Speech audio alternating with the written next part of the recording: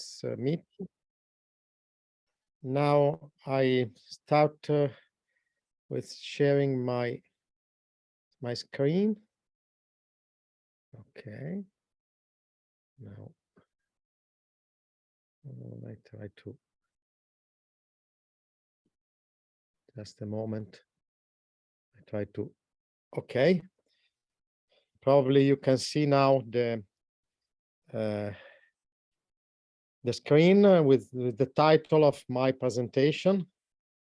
Yes. Yes, okay. it is visible.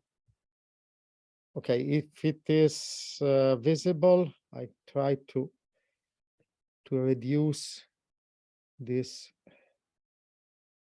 Okay, just for. Okay. What happens? Okay. So this presentation starts, I think, in something not conventional, because I will start with the true story of a submission of a paper. It is a true story with some characters, which are the submitted manuscript, of course, and an anonymous reviewer. And the plot is very simple. The anonymous reviewer killed the manuscript in the first stage of the submission.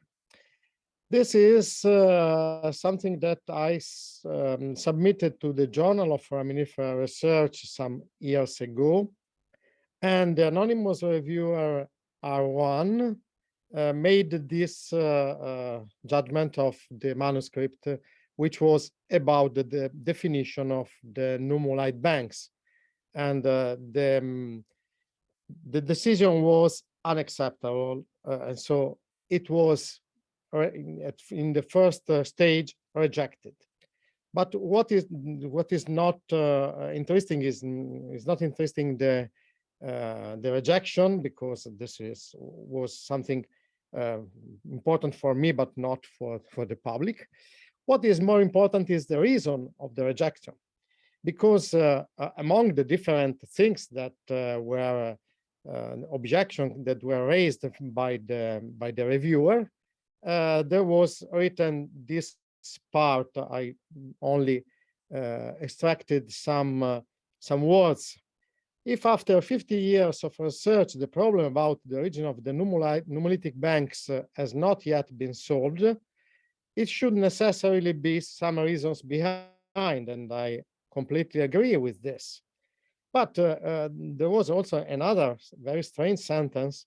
Another reason may be perhaps the uselessness of such a distinction. So, according to this anonymous reviewer, the distinction between the nummulite banks and other kinds of nummulitic accumulation was useless. And this was in some way justified by the fact that this distinction is not being used in the practice, which is really true, and which was really one of the reasons why I tried to write this paper with the help of a PhD student who worked with me, which was Mona Seddighi from Iran, who was achieving her PhD during these years, some years ago. And I started exactly from this observation that in the scientific literature, there was, in my opinion, much confusion about the nummulite banks. This, for example, is a paper by Allen and others, 2001, which was dealing with the Eocene imperial pine carbonate ramps and implication for alpine geodynamics. There is a chapter of this paper published on the Geological Society of America Bulletin titled Paleoecology of the Nummulite Banks. And in all these paragraph, here there is not all the paragraph, but I can assure you that in all the paragraph, nummulite banks are never even mentioned. And what is treated in this paragraph are the nummulitic limestones of the perialpine early tertiary, which is something that can give some perplexity, because according to this literature, it seems that all nummulitic limestones are also nummulite banks. But the confusion could be even more high if you look at some papers which are collecting different interpretations and paleoecological reconstructions of nummulite banks. This is a famous paper by Jory and other in 2006, and you can see that there are some nice pictures about the interpretation of nummulite banks from different parts of the world, starting from Russia, Libya, southern Poland, Tunisia, Spain.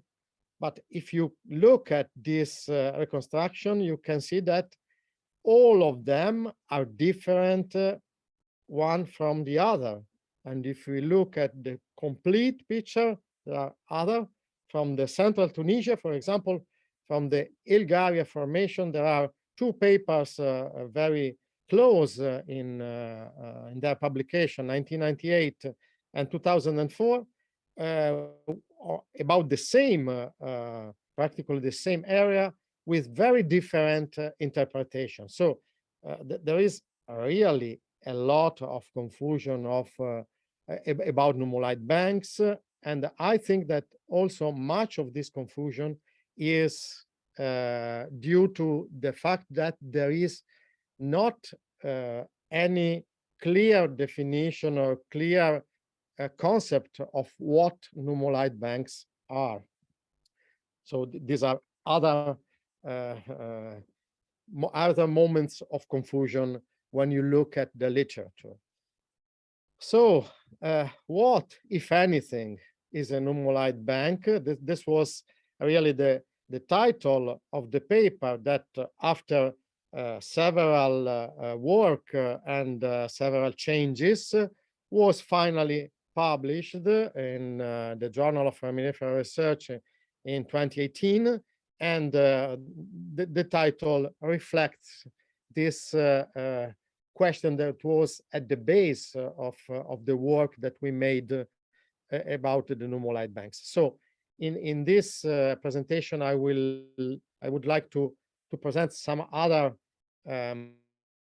aspects of the definition and of the interpretation of nummulite banks, trying to clear which is what is really a nummulite bank and why it is so interesting and important and different from any other nummulite limestone.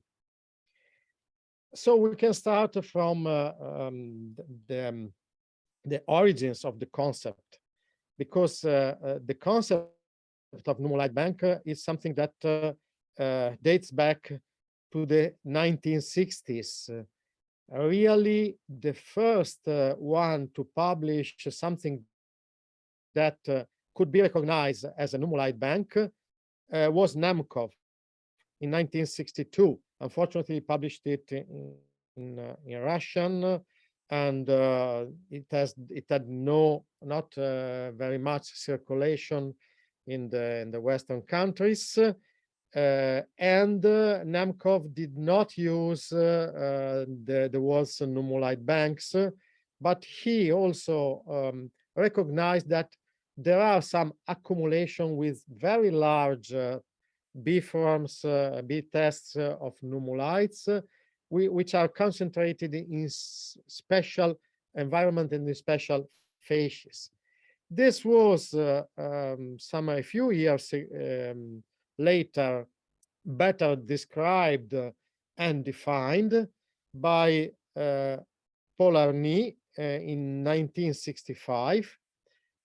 who studying the material from the northern Africa, especially with data from the oil companies and also observation on the outcrops, who defined the nummulite bank as something which is in some way similar to the reefs that to the coral reefs that we can find in the modern environments. But this was made by the accumulation of several tests of nummulites with large size and a lot of B forms.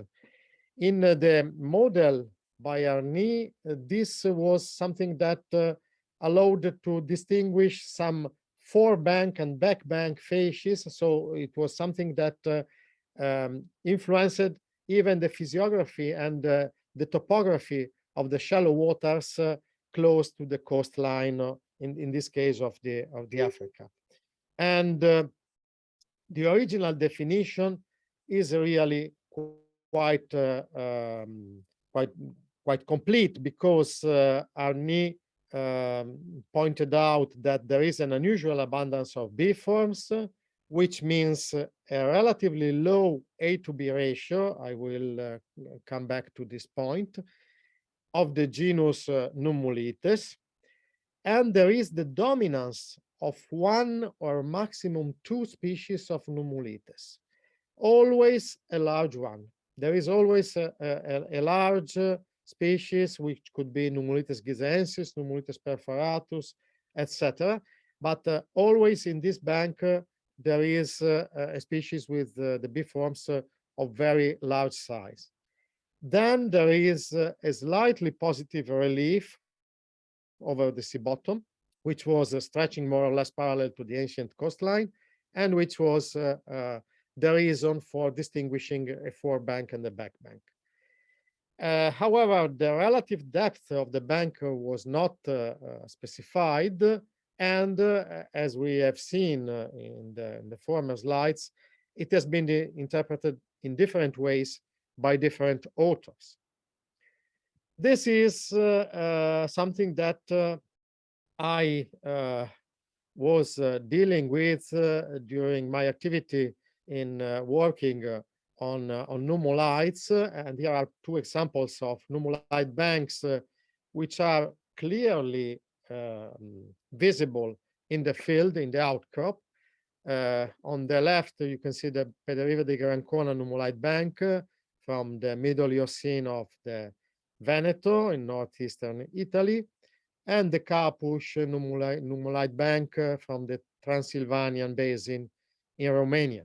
You can see that these large tests of the B forms of nummulites are more or less inflated or flat, but they are clearly abundant, and they are making a great part of the rock and a great part of the fossil assemblage.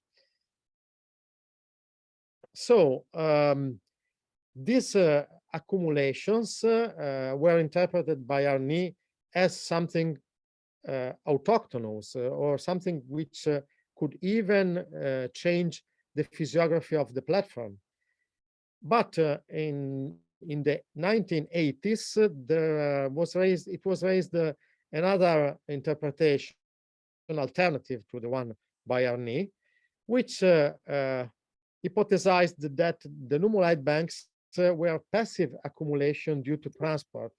This is this famous paper by Aigner, 1985, who started from the normal assemblage with the A forms that are much more numerous than the B forms. The B forms are usually quite rare, and by means of selective winnowing and removal of the smaller A tests, was trying to interpret the nummulite banks as some residual assemblages, which are the result of the removal, the selective removal of the A form. and therefore they were interpreted as something linked to hydrodynamic, quite high hydrodynamic energy by transport and sorting and so on. This is this interpretation was followed by several authors, but in my opinion, there are two main problems with this model, with the Agner's model, because one is the dominance of only one or two species, because if the removal was simply mechanical one, there is really no reason why only one species or two species are present in the nummulite banks. And sometimes they are up to 100% of the A and B forms of the same species. So this is very strange if it is simply a question of transport. Why? And why there is commonly, not always, but very commonly, there is abundant fine-grained sediment among the nummulite tests, which is something that I could not expect if the grains are transported. I could not expect that there is clay among these grains. So we tried a different approach, and also with the help of Antonino Berguglio and Johan Hohenegger, we tried to make some hydrodynamic studies.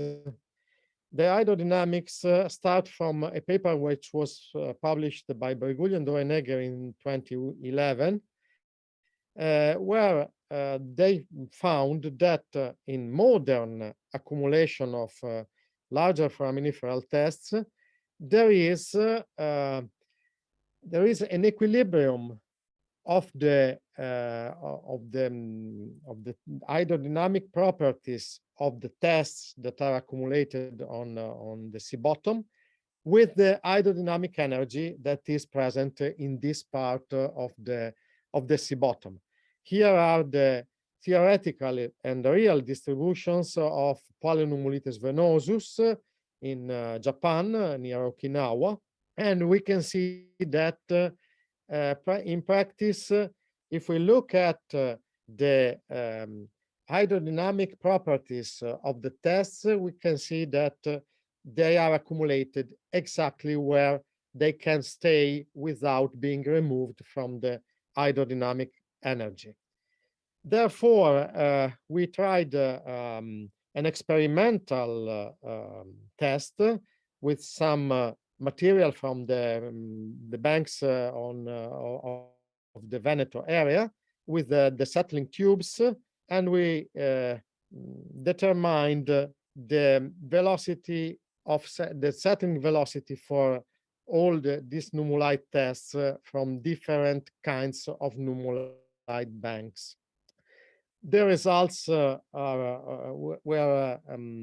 published in 2015 by Seddighi and others, and here we can see the raw results of the settling tube in the first diagram on the upper left, and the elaboration, the mathematical elaboration of these results by taking into account the void part of the test, which were infilled with the calcite during the diagenesis, so to come back to the original condition. And this is the half tori filled with water, this part here.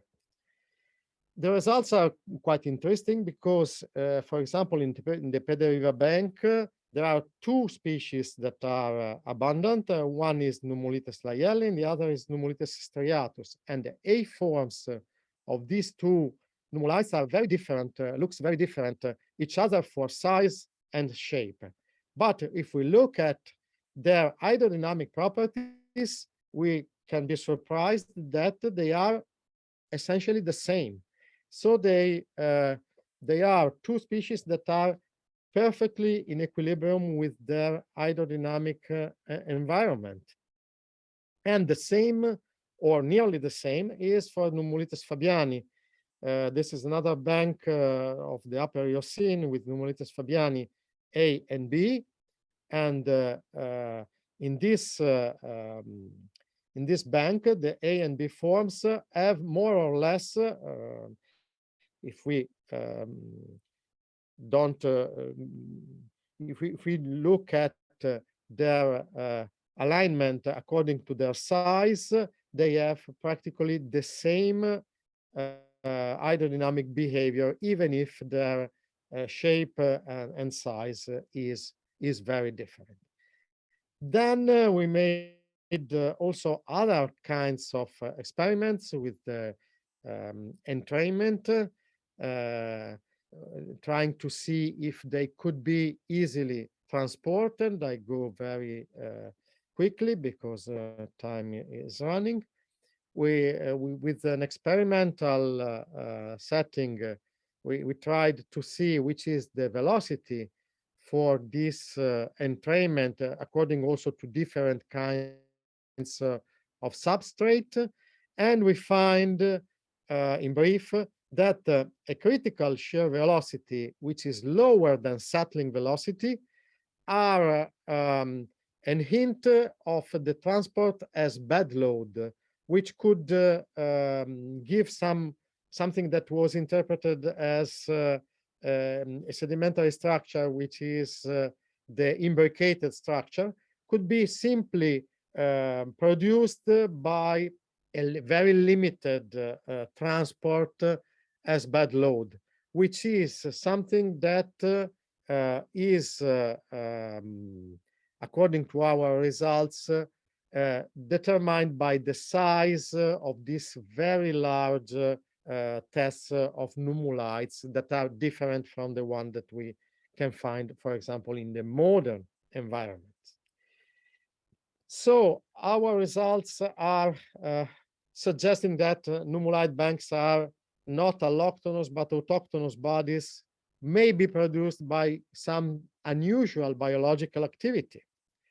And for this, I come back to the paper from which I started, which is the paper where we tried to define numerically the nummulite banks and what is not a nummulite banks. So we looked at a lot of samples, and we found also the A to B ratio and the dominance of the species. According to our results, we can distinguish several different cases, but we can clearly distinguish some nummulite banks which are in this field that I highlighted, with a very high dominance of one species, more than 70%, and a quite low A to B ratio. Quite low means less than 60. Here the scale is a logarithmic one, because the numbers could be very high if there are very few B forms. There is also an area of uncertainty where we cannot be sure that it is a nummulite banks or not, but the rest is not a nummulite bank. So there is the possibility to distinguish nummulite banks from what is not a nummulite bank. But are there other kinds of nummulated banks? So are the nummulitic banks limited to the genus Nummulites, or is there something different? Really, there is something different, because during the work we found that in Adelholzen, in the southern Germany, we found what we called an Ascilina bank, Ascilina cuvieri, this large species of Ascilina with very large, big B forms. This has a dominance of more than 77% and an A to B ratio very, very low. This is the same as for Nummulites, and therefore we can say that there are also Acelina banks. In literature, there are no records of this, but we are sure that if someone could search for them, they will find for sure. In our definition, we defined a nummulite bank as a lower relief bioherm dominated by one species of the genus Nummulites or Acelina in some cases, accounting for more than 70% of the specimens belonging to the same genus, and with an A to B ratio less than 60. We did not use the physiography and the relief of the bioherm, because usually in the cases that we studied, it was impossible to see the outcrop enough laterally to see if there is or not a relief for them. But we think that this is sufficient to define the banks, and therefore this could be the tool to distinguish between nummulite banks and other things. There is last year, we published another paper about the development of the bank, how the bank starts and ends. This was made mainly by the work of Zabor Kati-Lakoveci and George Lesch from Cluj and Miskolc University, and also with other co-authors. And just to be very, very brief, I can tell you that we found 3 phases in the development of a nummulite bank. A first phase, which was characterized by a high number of A forms, always of the same species, but with a quite high A to B ratio, which is not in our definition a real bank, which passes successively to the second phase, which is the phase of fully developed nummulite bank. This is the Legia bank, also from the Transylvanian basin, that you can see very well with a large number of large B forms. And the third phase with again an increase, a small increase of the A forms, which is then closed by a change in the environment, which stops the sedimentation and restart some more normal conditions of sedimentation and of accumulation. And now, just to finish with some which are not really conclusion, but there are some open questions. I think that I gave you some things that were found during these studies, but there are still a lot of questions that remain open. For example, I mentioned that there will be particularly paleoecological conditions allowing the formation of nummulite banks. We know that now something about the hydrodynamic conditions, but we don't know exactly which are the paleoecological conditions that are allowing the formation of these nummulite banks. We know also that other nummulites built banks, for example, Acelina, I suspect that maybe also some heterostegine accumulations in the Mediterranean Miocene are deserving further investigation, because apparently they are also monospecific, and so could be very interesting to investigate them and find out if there is another kind of larger foraminifera that can build something similar to the nummulite banks. And maybe there is a connection between the particular climatic conditions in the Eocene. We are in a greenhouse phase of the Earth's history, and so the conditions of the climate were not the same that we can experiment now, and maybe there is something that is connecting these climatic conditions with the paleoecological conditions that are useful for the building of these nummulite banks, because after the Eocene, you will not find any nummulite banks everywhere. And of course, you can add your questions, because there will be for sure some of them. Thank you very much.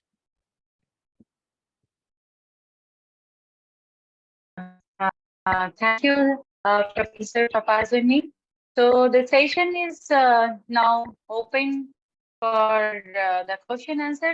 I think there are two raising hand. I can see one is from Annie and one is for Babette. So Babette, can you ask your question, please? Hello, Babette? Can you listen to me? Clapping. That was a clapping signal, sorry. Is there any questions in the chat? I cannot see any in the chat. No, we can't see any question in the chat.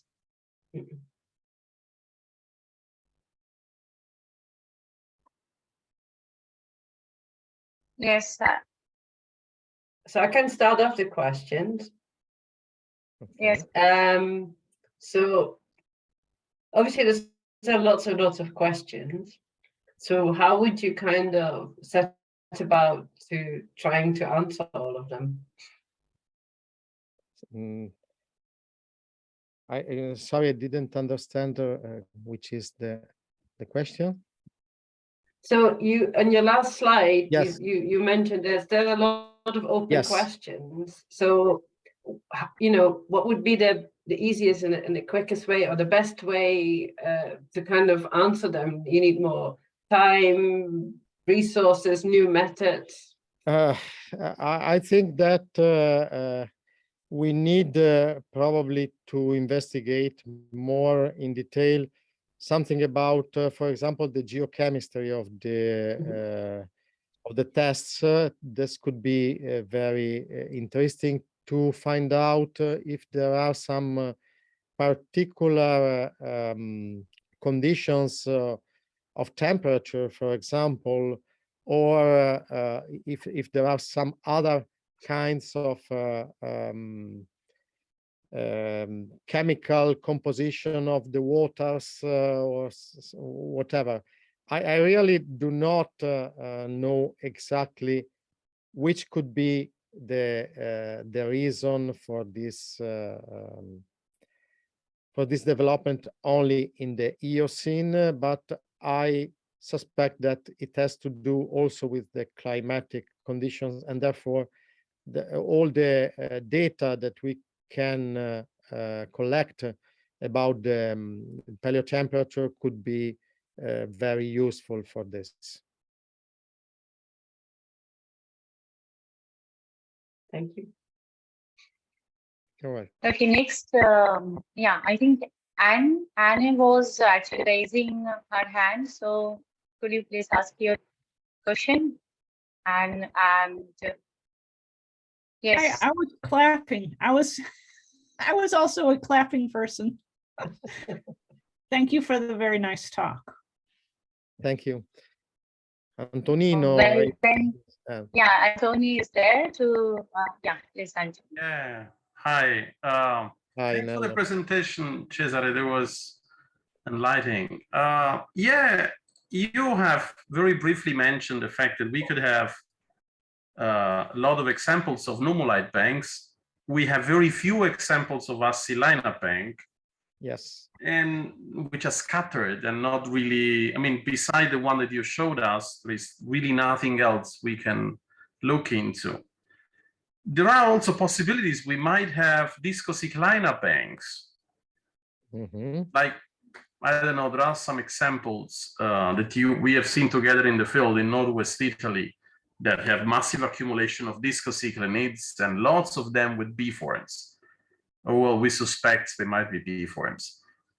Now, the fact that we might have banks spanning different times with different taxa, but all of them having a very, very high dominance of one species, perhaps two species at the most, can this be enough to rule out the climatic signal and just merging together very few description of the right ecological niche to have a bank, such as, I don't know, current circulation, specific amount of salinity and water clearance to permit enough irradiation for that symbiont? Because it's definitely something biologically controlled. You have ruled out transport, which is a major step. Climate is, of we course, did together, there. really. Yeah. So, but do you think we can at least restrict the number of parameters to be studied into some more biological constraints and not climatic? Or I think that it is an interplay between the biological and the physical environment. I don't know if these banks, these discocyclina banks, are really respecting the same parameters as the nummulite banks, because I've never seen a monospecific discocyclina bank, which is something that could be really interesting, but I didn't see it. But this will not change the climatic condition, because discocyclinas are, of course, also restricted to the Eocene, and therefore it should be much more interesting to see if there is something similar in the modern seas, which apparently is not exactly the case. And therefore, I think that there is also something linked to the particular conditions of the Eocene, and not you cannot replicate them in different periods of time where this kind of accumulation are apparently not widespread, at least. True. Thanks. Well, thank you, Antonio. And here in the chat box, Pamela Hallock has written some questions. So may I read out that question for you, Cesare? I can read it. I can read it. Okay. Okay, the possibility that propagule recruitment to marginal light condition could contribute to the characteristic of nummulite banks.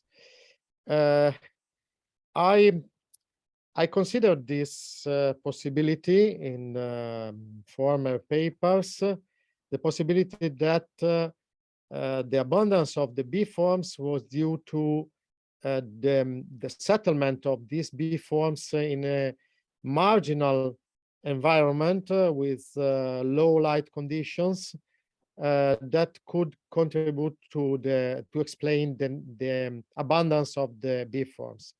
But I think that this is not matching with our last results about the development of the bank, which is starting really not with the B forms, but with the A forms.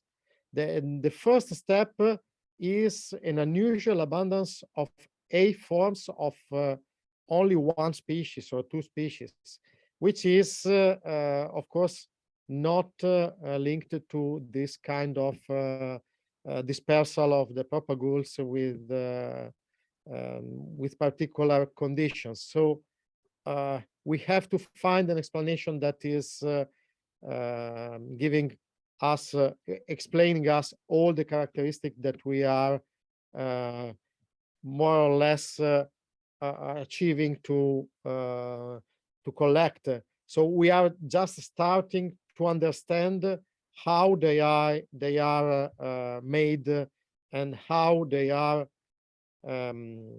changing their deposition during time. We have to take into account all of this, and in this case, I think that we cannot be this cannot match the propagule hypothesis.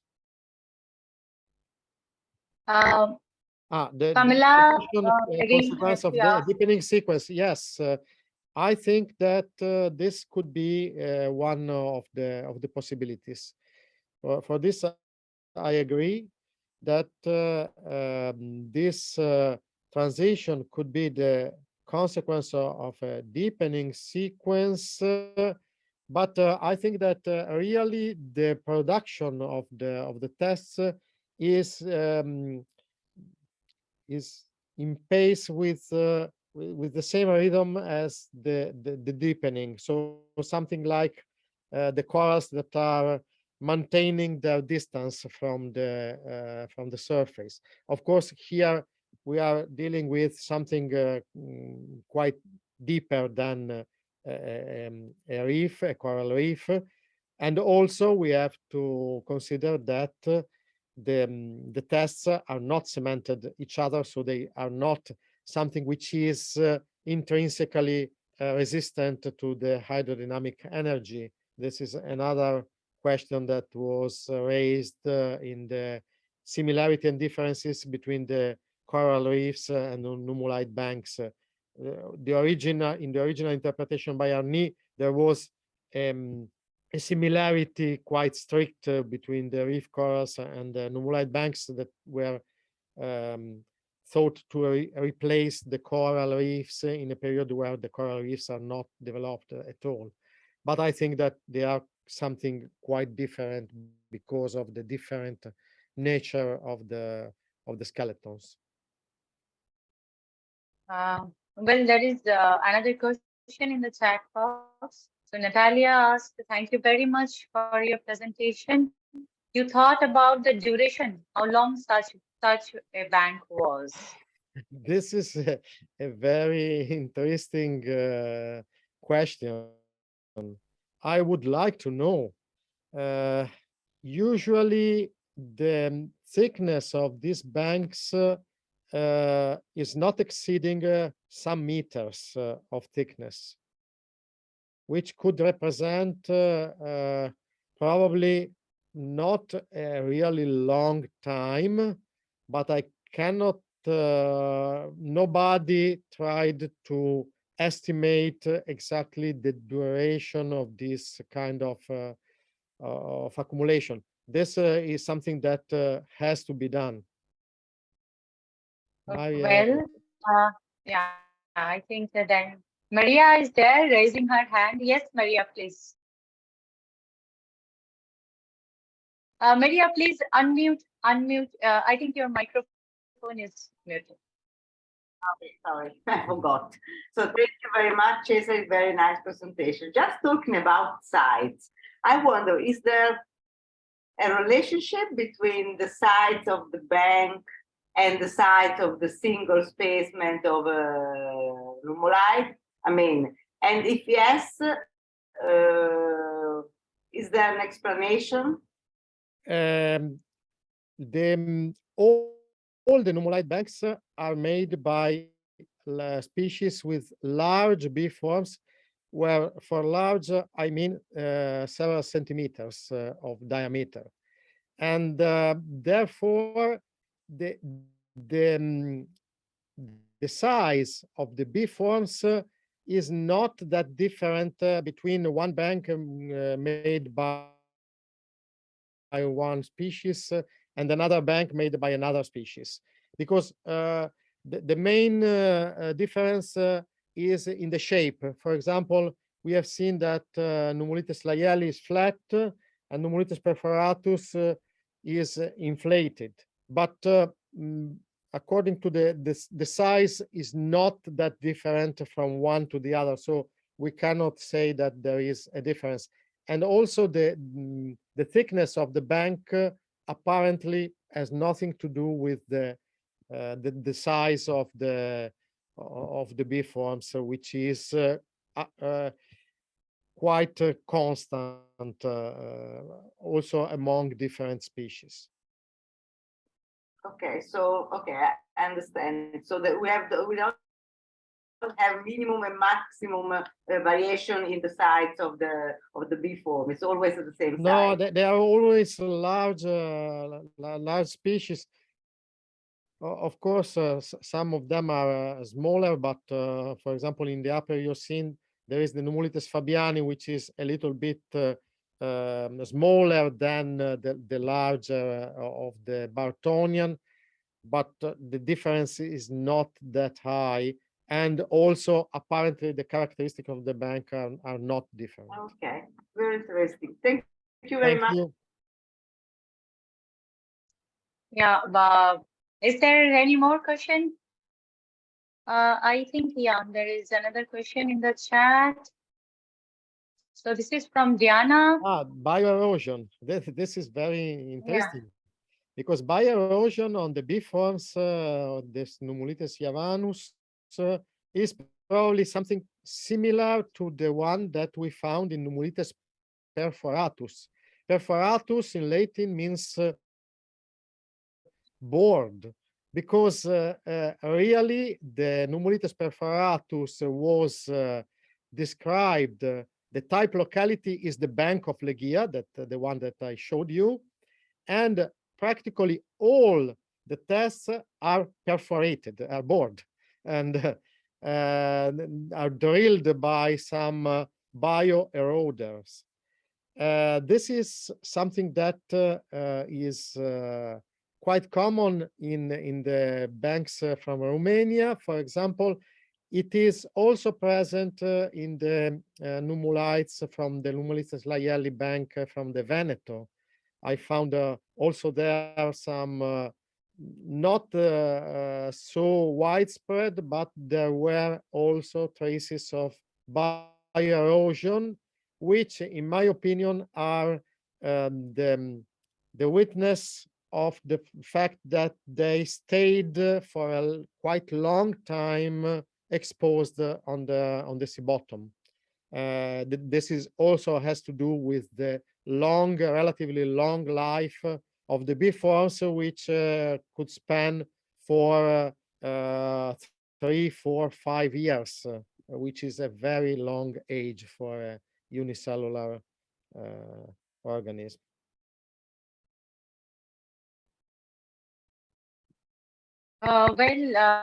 So there is more question from Pamela Hello.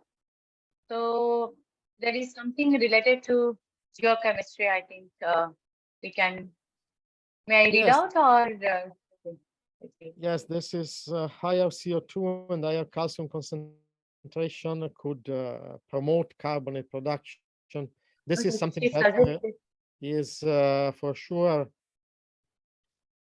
something that has been thought important for carbonate production in a general way, because in this period during the Eocene, larger foraminifera are the main carbonate producers in the shallow water environment, and they were replaced only by corals only after the different concentration were reached in the passing from the greenhouse to the ice house world, and therefore this could be one of the reasons explaining the production of carbonate. But I think that this is not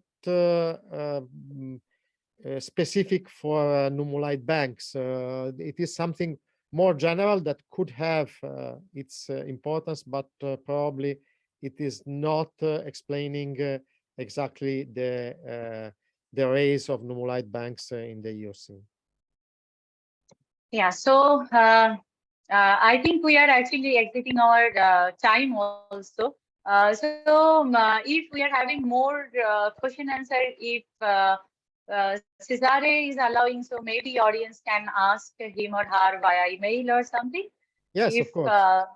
Yeah, sure. So yeah, we are at the end of this session. So thank you very much, Cesare Papazzoni, for this wonderful lecture, and thank you all the audience for listening to this lecture. Yes.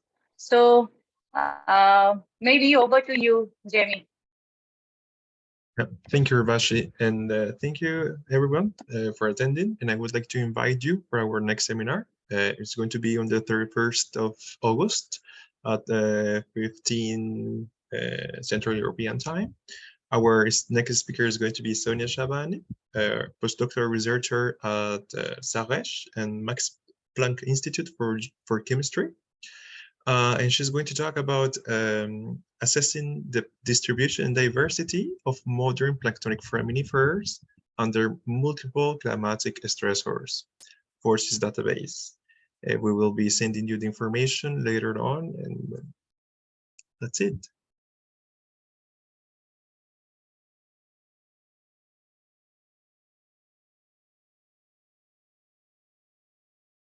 So thank you so much. See you on the next seminar. Thank you. Bye. Bye-bye.